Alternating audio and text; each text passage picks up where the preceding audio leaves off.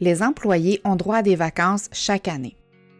À chaque paye, ils cumulent un montant de vacances selon un pourcentage déterminé par les normes du travail ou par l'entente avec l'employeur. Par exemple, 4, 6 ou 8 %. Ce montant s'ajoute au solde du montant de vacances.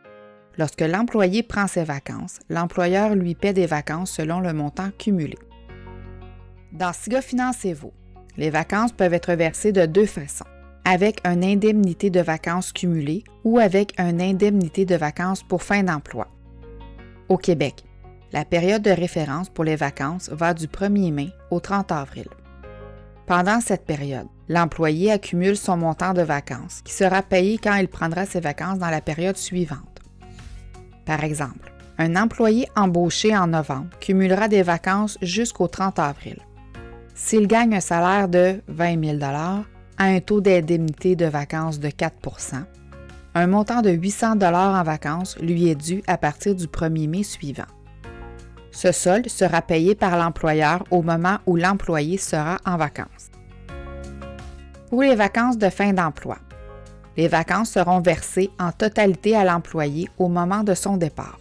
Elles comprennent le cumulatif de l'année précédente ainsi que celui de l'année en cours. Pour consulter le solde des vacances dues à l'employé, allez à Paye, cliquez Employé. Sélectionnez un employé. Ouvrir l'onglet Vacances cumulées.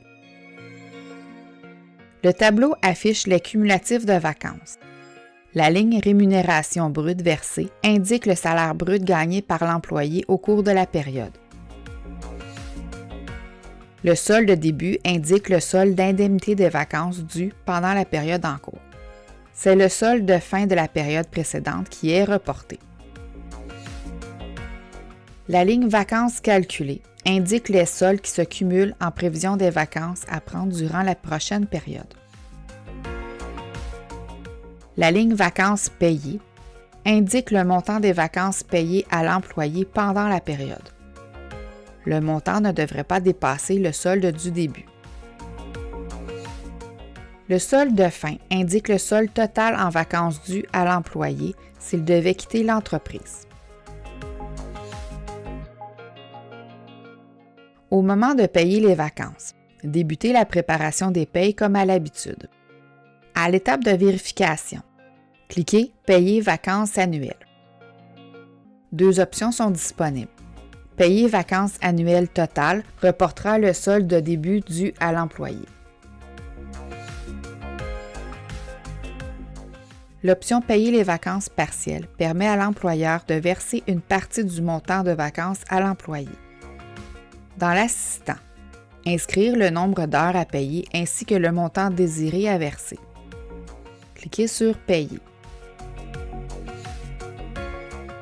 Le montant sera affiché dans l'onglet Rémunération avec la ligne Vacances cumulées. Lorsqu'un employé quitte, l'indemnité de vacances restante est calculée et versée dans la préparation de la paye à l'étape de validation. Cliquez sur « Payer vacances pour fin d'emploi ». Le solde total dû sera inscrit dans l'onglet Rémunération sur la ligne Vacances payées à chaque paye ou pour fin d'emploi. Le montant n'est pas modifiable puisqu'il vide complètement le montant total des vacances dues à l'employé.